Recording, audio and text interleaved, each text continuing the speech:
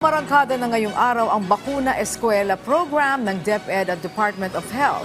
Target nitong mabakunahan ang nasa 3.8 milyon na mga mag-aaral at protektahan sila laban sa mga vaccine-preventable diseases. Si Benji Durango sa sentro ng balita. Bakunahan na naman.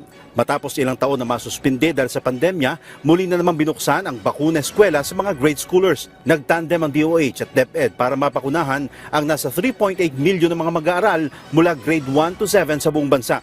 Sinimulan nito sa Dr. Albert Elementary School sa Maynila. Target nito na mapababa ang bilang ng mga batang nagkakasakit. Kaya kahit pumapalaho ng iyak ang ilang mga bata, approve sa mga magulang, mabakunahan ng libre ang kanilang mga anak laban sa tigdas, rubella, diphtheria at tetanus.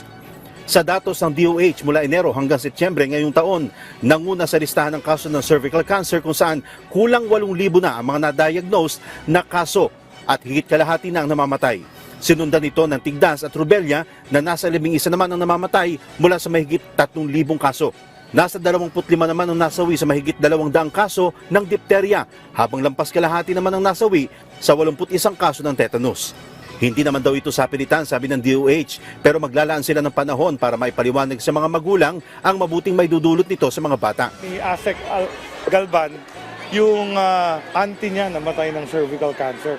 Kaya yung mother niya, pinabakunahan niya talaga yung anak niya. So talagang very good recipient yung isang batang binakunahan. Sir, ito po sir ay voluntary? Yes, voluntary po ito. Oo. Sir, meron po mga magulang na hindi pumapayag. Ano po dahilan? Kinoconvince naman namin, ang maganda sa school-based, alam namin yung mga batang hindi nabakunahan. So over the next 2 months, may schedule yan.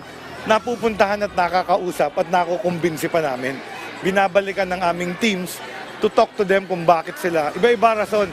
Karamihan takot sa side effect.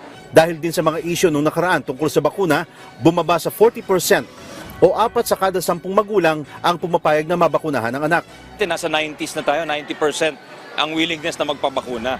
But dahil dun sa nangyari sa Dengvaxia, bumagsak ng 40s. Ngayon, hindi pa tayo nagre-recover sa Si Mami Karen, pina-HPV ang anak niyang si Brianna. Nababahala siya dahil may history ng cervical cancer sa pamilya. Kaya nang malamang may libreng bakuna sa eskwelahan, go silang mag-ina. Laking tulong po na nag-ask muna ako sa iba kung ano opinion nila. Yung mga tinanungan ko po, lahat positive. Siniguro naman ng DOH at ang DepEd na sapat ang bakuna at tatapusin nila ito sa loob ng 2 buwan. Yung bakuna, kaligtasan yan, buhay yan. Kung hindi nagpabakuna, napaliwanag ni SecTed, talagang malala yung mga pwedeng mangyari sa isang bata. In extreme cases, pwedeng mamatay ang bata pag walang bakuna. Asahan na raw na gagawin ito sa iba pang mga paaralan sa buong bansa sa mga susunod na araw.